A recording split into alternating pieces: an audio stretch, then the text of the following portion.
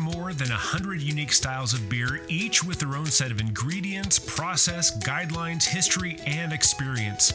If you're a beer lover, an industry leader, or somewhere in between, a better knowledge of beer style will improve your life and your work. Welcome to A Sense of Beer Style, essential beer style training for those who want to lead in food and beverage. I'm Julia Herz. And I'm Jeremy Storton. We're advanced Cicerones, beer judges, home brewers, and we're excited to guide you through the vast and wonderful world of beer styles. Julia, let's talk about one of the most prolific beers in the world, a German Pils. And just to be clear, we're not talking a German Pilsner. We're talking German Pils. Reading up on this, look at that. It's pale. It's here. I've got to see yours as well, but I've got a kind of a fancy footed. Jeremy so easily distractible. He couldn't finish the introduction. I know. With me pouring my beer, everybody. Well, that's because this is such a good beer. Everyone loves a Pilsner. Even people who make nothing but barrel-aged beer, they love a good Pilsner. And this is a German Pils.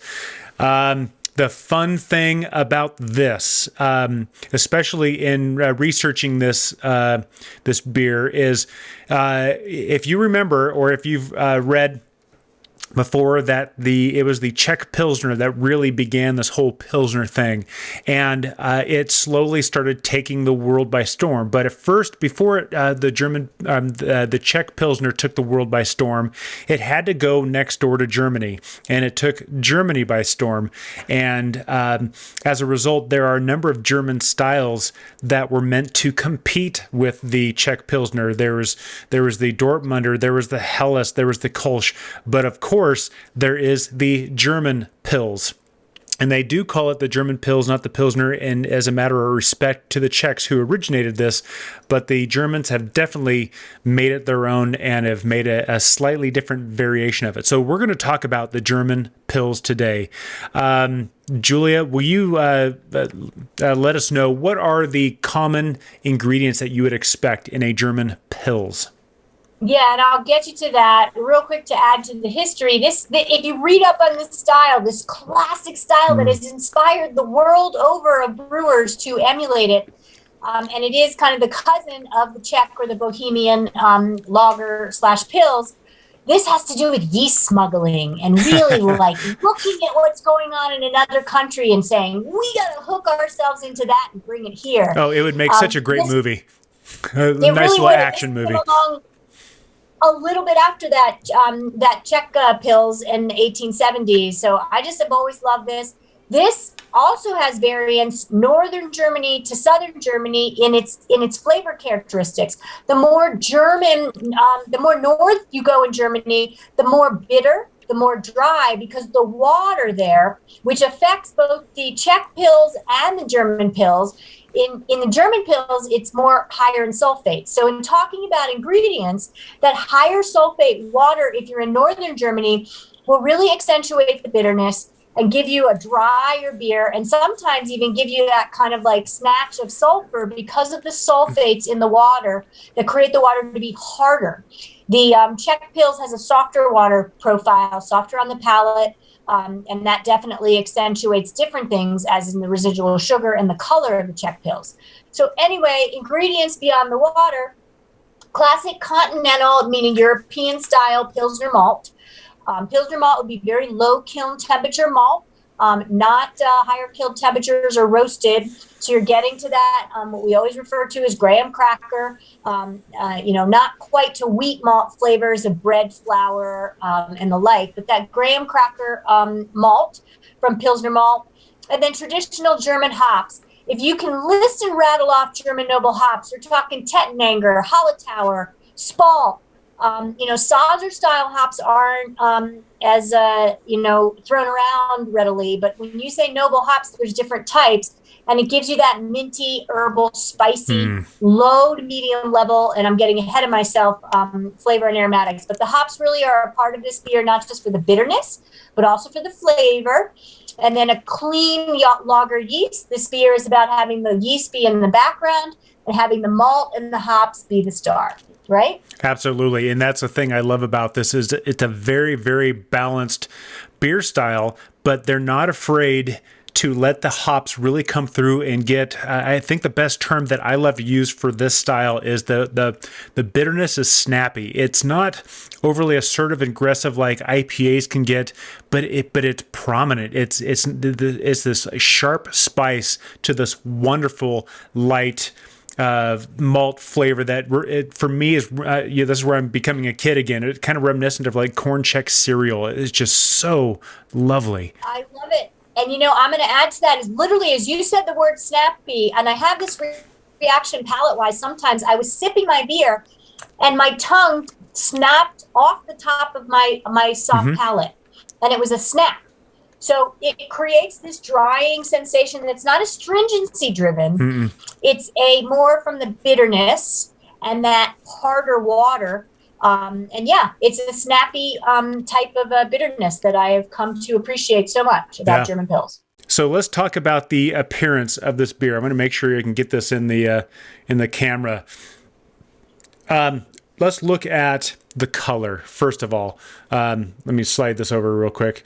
The appearance. This is a very straw to deep yellow. It's brilliantly clear. It should be brilliantly clear. And brilliantly clear, it's one thing to be clear and you can see through it, but brilliantly clear is like there's nothing other than maybe a slight color that's blocking your view. This is crystal. You can read a book through the glass, and you certainly can with this.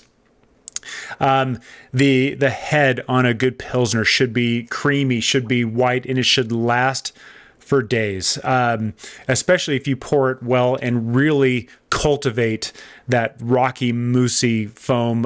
One of the beers that's on the commercial examples, I'm going to jump ahead real quick, is from Bierstadt, and they do their slow pour pills, and part of that is to enjoy this huge, rocky, it's almost like a cappuccino-like foam that is just a delight in and of itself. That's the appearance of a good Pils, and when it's poured into a good Pilsner glass, again, we'll talk about that later, then it really holds this together well. That's the appearance that's the appearance of a proper German Pils. Excuse me for getting tongue-tied there. So let's talk about aroma. I'm going to go back to drinking this while untie my tongue in the beer. Yeah, these shows are so funny because we're easily distractible by the beverage itself when we've got one in our hands. Especially when the beer's really good, then we just lose it. And I think we're both loving our commercial examples. It'll be interesting to talk about mine against the style guidelines because it's an Americanized example. But aroma is what, after the appearance, will bring you in. And then we're going to lead with the hops. I'm getting lower level ethanol. The style guidelines don't talk about that in the big picture of things, but moderately to moderately high, flowery, spicy, herbal hops. Again, back to if you want to know how to describe German noble hops, Hallertauer, Tettenanger, Saaz style, Spalt. It is that flowery, spicy, herbal, minty, right? And then low to medium, grainy, sweet. That's the classic style example or sensory example of what Pilsner malt is all about. Doughy malts, right? Light honey can come into play, toasted cracker, really good stuff. And then that clean fermentation. So I'm not getting a lot of essence of any lager yeast, or in this case example, no sulfur. The hops should be forward, but not totally dominant over the malt. It is an even balance between aromatics from the hops, the ethanol, and the malt to me, and the style guidelines. And with that falls into, Jeremy, the flavor. The flavor. God, this is just one of my... I have so many favorite beers. This is one of them. It kind of follows the aroma. You should have this low to medium. The guidelines will say grainy. I'm going to agree to disagree on this one a little bit because with this proper German style, there's such an elegance where I don't get that texture of graininess. I don't get that grittiness of graininess. But grainy can mean astringency, right? Or over sparged. Grainy to me is like your grape nut cereal steeped too long in the milk and then you're getting that tannins and astringency from it. So I think that descriptor is a misnomer almost. Yeah, and it's where it's like, it's all throughout grainy, but then I need to qualify it. And so for this one, grainy is just a very like bready, water cracker, light honey. And one of my favorite descriptors for this style that I get often is just like a sweet corn cereal. But that graininess with the German beers, I've noticed compared to American examples or compared to American styles that are pretty similar, there's just an elegance about them that comes across in the flavor and in the mouthfeel that we'll talk about in a minute. But I'm getting a little too enamored with the malt, which is easy to do. Once again, this is such a good beer.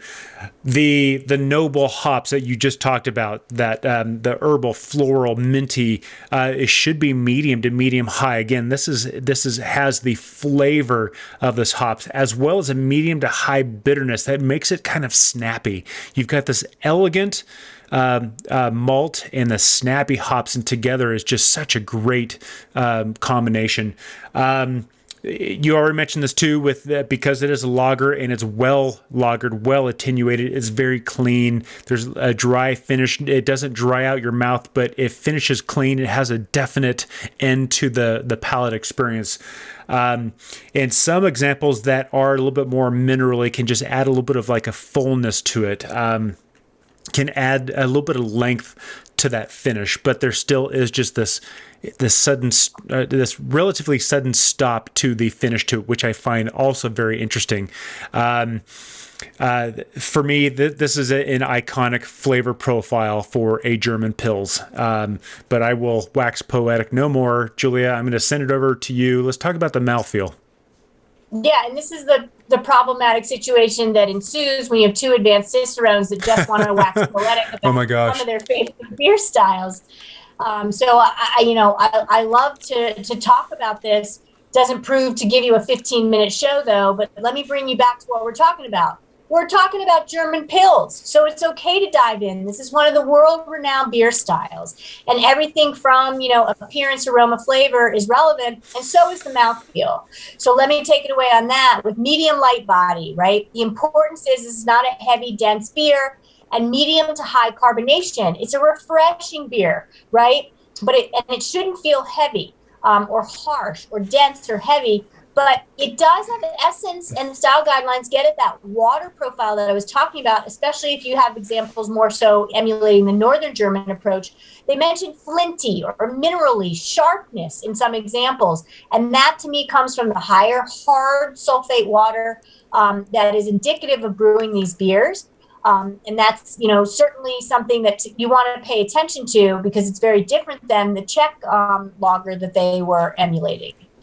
So what about style comparison, speaking of Czech lager and other styles that this might be confused with? Yeah, I think there's a lot of different styles we can compare this to. I mean, we're American lagers, Kolsch's and whatnot, but in the guidelines, there's a direct comparison to a Munich Helles and also a Czech Premium Pale. And it's interesting because as we've discussed already with our Czech Premium Pale lagers, the Czech beers can technically have higher IBUs, but this beer is going to have a little bit more perception of bitterness. The sharpness.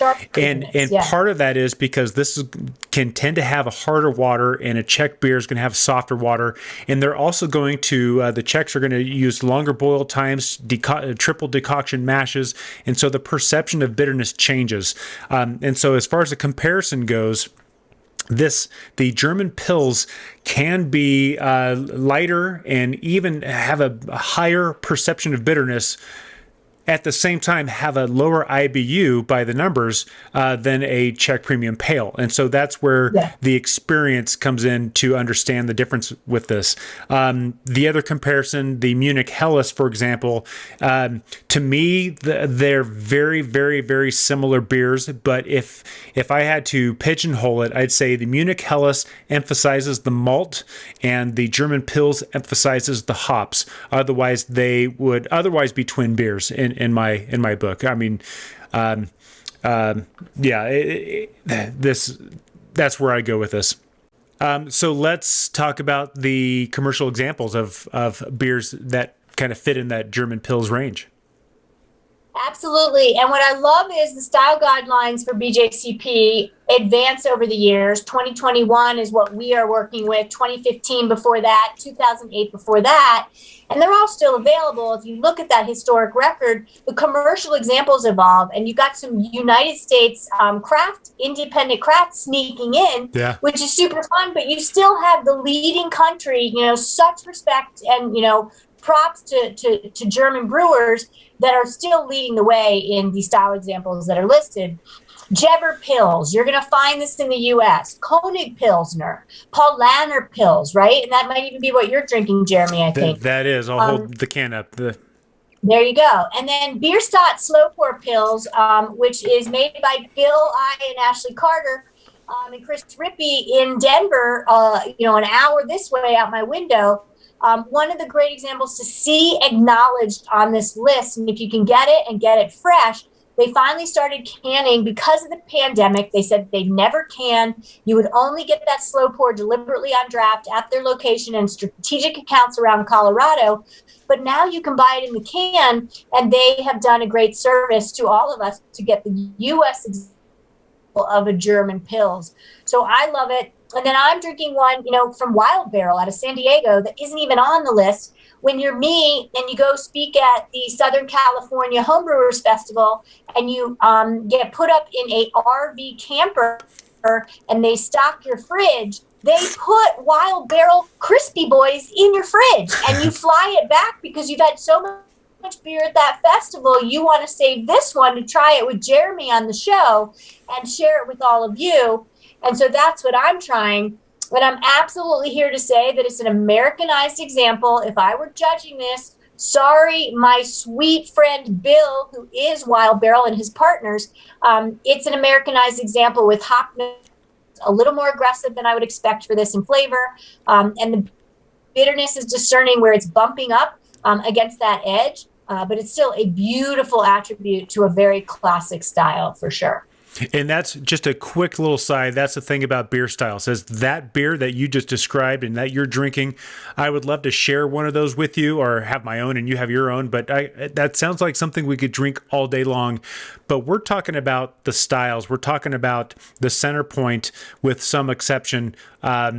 And just understanding that the description of beer styles, we talked about this in the prep episode, that you may have an incredible beer, but a style is just kind of a way to communicate. So how well that fits, it doesn't have to fit perfectly, and it may not fit perfectly, but it's still going to be a phenomenal beer. So right. But that said, let's talk about some beer stats, because I'm not a numbers guy, but I do love me some beer stats. A German Pils, Julia, you love to start with original gravity. When it's done being brewed, or when it's about ready to ferment, we get into the original gravity, and it kind of shows us a approximate alcohol range, 1044 to 1050. That's the range for original gravity. So we can expect it's going to be 4.4 to 5.2. Again, the German beer styles are showing that they love their tight specs, 4.4 to 5.2. That's not even a 0.10 spread, or a point. Yeah, you know what I mean. It's not even a full 10 points there. But when we get into IBUs, 22 to 40, I always memorize it as 20 to 40, just for the sake of studying for the tests. SRM is 2 to 4. This is super, super, super pale. Not the palest on the guideline list, but it is exceptionally pale. But when we get to final gravity, this is where we get a sense of body. This is 10.8 or 10.08 to 10.13. So this is right on the fence of dry to having a little something behind there. I always think of 10.10 as kind of like my fence, and this is straddling the fence as far as body and residual goes. So this is a balanced beer. It's not overly dry. It's not overly refreshing in a bad way. This is refreshing in a good way, but it gives you some opportunity to do something with it, pairing wise. And the way I always remember the final gravity of German Pils, which is what we're talking about, compared to the Czech style lagers is 1008 to 1013. There's no other beer style listed in the style guidelines that has that final gravity. So my mind says the German Pils, it's so popular, you would find it in 7-Eleven, right? The 7-Eleven United States store. So you go up 1 point from 7, that's 1008, 1 point up from 11, or 2 points up from 11, that takes you to 1013. And then you have your final gravity. So that's always a cute little cheat that I use. And I think vital statistics, if you memorize them, it is important to have this one in your back pocket compared to the Czech style lagers, because the Czech style lager has such a higher final gravity. It's important to notice the difference. Yeah, excellent. That's perfect. So what kind of glass would you prefer to see this in? So I'm absolutely finally, and we in our show, we're not sweating it. We are here to be your authorities and guides, but we are not here to say that you need to take it too seriously. But in this case, I am authentically drinking a German Pils out of my German Pilsner Spiegelau Pilsner glass. And it looks like an hourglass. What you've got is an area for your hand to hold on to it. But because this beer style is so centric on being refreshing and cold, the majority of heat from your hand won't influence this portion of the glass, right? And then there's nucleation sites on the bottom of the glass that are forcing the bubbles to rise. Those are etchings on the bottom of the glass, and you can see where the Spiegelau you can totally see that. is.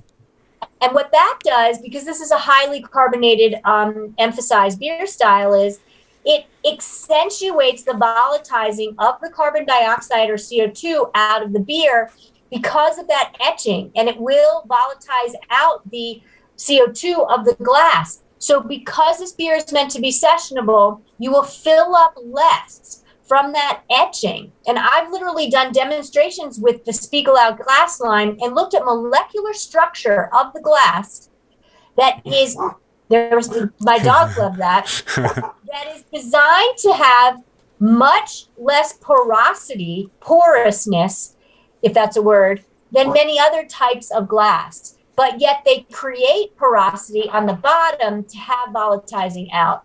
So I truly love drinking Pilsners, German Pils, out of this glass and many lagers because it's all about the temperature from your hand.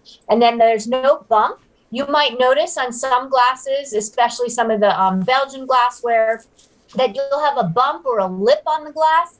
This is all about the carbonation and the volatilizing going out, and the concentration like a tube of those aromatics going straight to your olfactory nose, and not about worrying that the bump of that glass will emphasize malt flavors and residual sugar to the back of your mouth. Yeah. The glass that I have is a Pilsner glass, but it's stemmed as opposed to being footed. Yes. And the nice thing about this, because this beer, it is a light beer. It should be cold. Again, I've used this before. I'm not going to pull it from the bottom of the ice chest, but from the top, certainly. But anywhere from 38 to 40 degrees is perfect. But I don't want to warm the beer with my hand if I'm sitting there having a deep conversation. So the fact that I have a stem glass, I can hold it by the stem and let it stay cold. If I'm thinking, let's see what this beer really has to say when it warms up, then I can grab it by the actual glass and help kind of warm it up, and it's still going to be good and interesting, and different flavors will come out. But this is among the fancier Pilsner glasses that I have from Mecca Grade Malt House in Oregon, but it's an excellent glass for this. Let's talk about food pairing with this beer. This is a fun beer to pair with. So food pairing, and if you listen to our shows, especially the Stylecast, you're going to get a lot of the similar pairings for your, pale, bitter Euro lagers. German Pils, because of that snappy bitterness, can stand up to a little bit more richness, a little bit more fat. I would not be scared to skip countries and put this with a sautéed cod and a Beurre Blanc sauce, which is white wine and butter. It's going to find its way to white fish and butter, and it's going to slip into that like two high school kids on their third date kind of feel, and it's going to work really well with some richer dishes that have the need for a beer that's got elegance, but yet that has some bitterness to have an effect against the richness and the fat. So that's my entree dish. Jeremy, what about you? I love it. And, honestly, I've done some personal research on this, and to pair this because of that hop flavor and that snappiness and the carbonation that comes through, I love this with like a fried calamari, or honestly, even on a Friday night, you got some movies on, this beer is fantastic with popcorn, preferably homemade. Absolutely.